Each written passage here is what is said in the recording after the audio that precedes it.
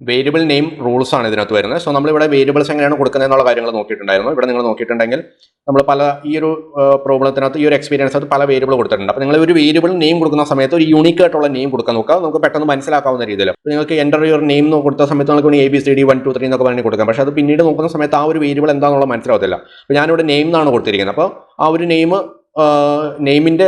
Store ചെയ്തിരിക്കുന്ന ഒരു value എന്നുള്ളത് നമുക്ക് ഇവിടെ നോക്കിയിട്ട് മനസ്സിലാവും. അപ്പോൾ ഡിഗ്രിക്ക് ഡിഗ്രി എന്ന് പറയുന്ന ഒരു വേരിയബിൾ നെയിം കൊടുത്തു. അപ്പോൾ നമ്മുടെ ചോദ്യം എന്താണ്, ഇൻപുട്ട് ഫംഗ്ഷനിൽ എന്താണോ ചോദ്യം, അല്ലെങ്കിൽ നമ്മുടെ വേരിയബിളിലേക്ക് എന്ത് ടൈപ്പ് സംഭവമാണ് സ്റ്റോർ ചെയ്യുന്നത്. ഇപ്പോൾ ഒരു കോഫി സ്റ്റോർ ചെയ്യുന്ന കപ്പിനാണ് കോഫി കപ്പ് എന്ന് പറയുന്നത്. വാട്ടർ ബോട്ടിൽസിനുള്ളിൽ വാട്ടറാണ് സ്റ്റോർ ചെയ്തിരിക്കുന്നത്, അതുകൊണ്ട് വാട്ടർ ബോട്ടിൽ എന്ന് പറയുന്ന നെയിമാണ്. അതുപോലെ നമ്മളൊരു യൂണീക്ക് ആയിട്ടുള്ള നെയിം കൊടുക്കാൻ നോക്കാം.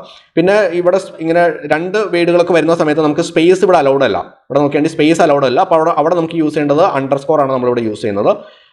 സ്പേസും ഹാഷും അങ്ങനെയുള്ള സംഭവങ്ങളൊക്കെ നമുക്ക് യൂസ് ചെയ്യാം. അങ്ങനെ ചില സിമ്പിൾസ് ഒന്നും നമുക്ക് അലൗഡ് അല്ല. നമുക്ക് അവിടെ യൂസ് ചെയ്യാൻ പറ്റുന്ന ഒരു ക്യാരക്ടർ സിമ്പിൾസ് ആണ് നമുക്കിവിടെ അണ്ടർസ്കോർ യൂസ് ചെയ്യാവുന്നതാണ്.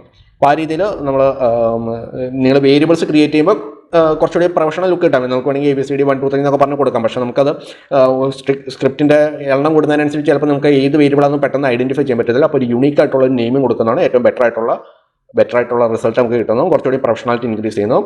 അപ്പോൾ ആ രീതിയിൽ വേണം നമ്മൾ നെയിമിങ്ങും കാര്യങ്ങളൊക്കെ ഒന്ന് ശ്രദ്ധിച്ച് ചെയ്യാൻ വേണ്ടിയിട്ട്. അപ്പോൾ ഞാനിവിടെ ഈ ഒരു പ്രോബ്ലത്തിൽ കൊടുത്തിരിക്കുന്നത് ഇവിടെ എക്സ്പീരിയൻസിൻ്റെ അവിടെ ഒരു ഇത് ഓക്കെയാണ്, പക്ഷേ ഇവിടെ ഒരു ഗ്രീൻ മാർക്ക് വന്നിരിക്കുന്നത് കാണാൻ പറ്റും. അതായത് ഈ എക്സ്പീരിയൻസ് ഇവിടെ പല തരത്തിൽ യൂസ് ചെയ്തിട്ടുണ്ടെന്നുള്ളതാണ്. അപ്പോൾ നിങ്ങൾക്ക് വേണമെങ്കിൽ വേരിയബിളിൻ്റെ നെയിം കൊടുക്കുന്ന സമയത്ത് ഇവിടെ ചിലത് സ്മോൾ ലെറ്റർ ചിലത് ക്യാപിറ്റൽ ആ രീതിയിൽ കൊടുക്കാം. അപ്പോൾ സെയിം ഇതിനകത്ത് തന്നെ ഇൻബിൽറ്റ് ആയിട്ടുള്ള ഏതെങ്കിലും ഫംഗ്ഷൻസ് നെയിമുകളോ വേരിയബിൾ നെയിമുകളൊക്കെ ഉണ്ടെങ്കിൽ എറർ വരാതിരിക്കാൻ ചാൻസ് കൂടുതലായിരിക്കും. അപ്പോൾ നിങ്ങൾക്ക് വേരിയബിൾ നെയിം കൊടുക്കുമ്പോൾ ഒന്നെങ്കിൽ സ്റ്റാർട്ടിങ്ങിലോ എൻഡിങ്ങിലൊക്കെ വേണമെങ്കിൽ ഒരു ക്യാപിറ്റലും ഒരു സ്മോൾ ലെറ്റർ ആഡ് ചെയ്യുന്ന രീതിയിൽ നിങ്ങൾക്ക് നെയിം കൊടുക്കാം. അത് കുറച്ചുകൂടി ബെറ്റർ ആയിട്ടുള്ളൊരു പ്രൊഫഷണലായിട്ടുള്ള ഇതാണ് സ്മോൾ ലെറ്ററും ക്യാപിറ്റലൊക്കെ ആൾട്ടർനേറ്റീവായിട്ട് കൊടുക്കുന്നത് വേരിയബിളിന്.